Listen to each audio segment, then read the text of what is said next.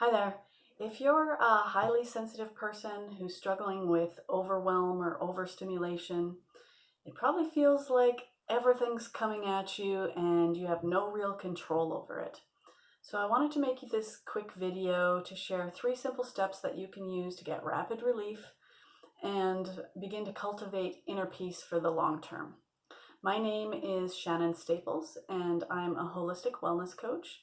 I love working with highly sensitive people. And if you like this video, you get value from it, and you're curious about connecting for a free vitality session, you can go to highvitalitylifecoaching.com/discovery and catch up with me there. So let's get into it.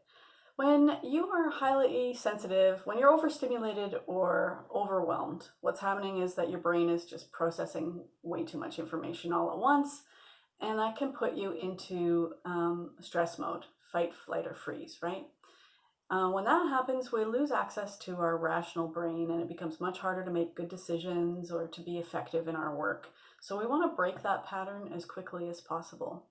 So the 3 steps that I recommend are to de-stress, to get grounded, and to take care of prevention for the future. So to de-stress, my best tool right now is the 4-7-8 breathing technique. So this has been proven to calm your nervous system down. And what you do is you breathe in for the count of 4, you hold it for the count of 7, and then you exhale for the count of 8.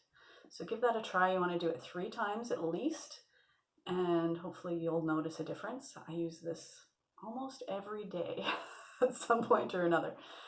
The second tip, getting grounded, the tool I recommend is mindfulness. So mindfulness is about staying present in the moment so that you can separate yourself from that monkey mind that's going on.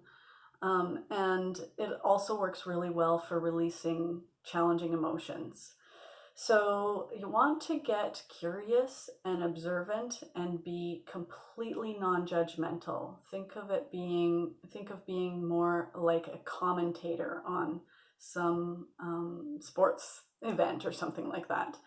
So the mantra here is name it to tame it. And what you do is that running commentary on what you're noticing in the moment. So if it's an emotion you're dealing with, if that's your biggest challenge in the moment, then find where you feel the emotion in your body and just start naming descriptive words about it and what it's doing and what you feel and what you imagine it might look like. Okay? If it's the monkey mind going on, then what you want to do is take on a physical task like running or doing the dishes. It doesn't matter, it could be anything. And start running that commentary, naming what you see and feel in the moment. So it might be like I'm running, I feel my feet hitting the ground, the air is cold, I see trees, whatever. I like the rhythm, 1, 2, 3, 4, whatever, you can count, etc. So that gives you an example. The third step is prevention.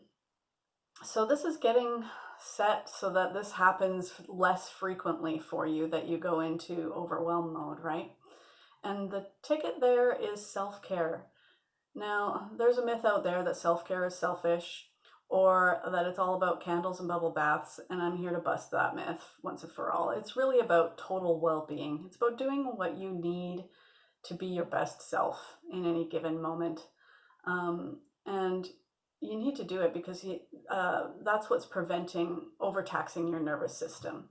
So the baseline of self-care is the standard, eat clean, sleep well. That is a huge one that people totally underestimate. You need to get a good quality sleep and move daily. So all of these things, not doing those things taxes your system so that you have less bandwidth when things are going sideways or when you're, under the gun.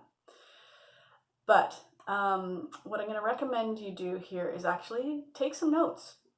Get to know what your challenging triggers are and what times of day are worst for you, and then find ways to circumvent those situations. So for example, if you're really sensitive to noise, carry earplugs with you.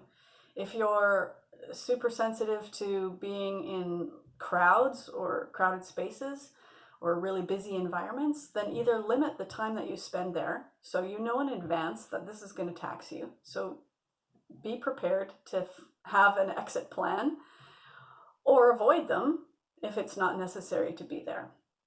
Or find a quiet place to work. Create a little safe haven for yourself. But most importantly, schedule in downtime for yourself. If you are a highly sensitive person, an empath or an introvert, this is imperative that you have daily time to just chill out and recharge. Okay, so those are my 3 tips. I hope they were helpful for you. If they are, then maybe you would like to book a free vitality session, see what it's like. We can put our heads together and figure out a plan for you to make some strides towards a more peaceful, happy life. And if that sounds good, you can go to highvitalitylifecoaching.com/discovery. And on that page, there's a video talking about, of me talking about what it's like to work with me, what my style is. And if that sounds good, then you can sign up for a free session. So I hope to see you again. Take care and be well. Bye.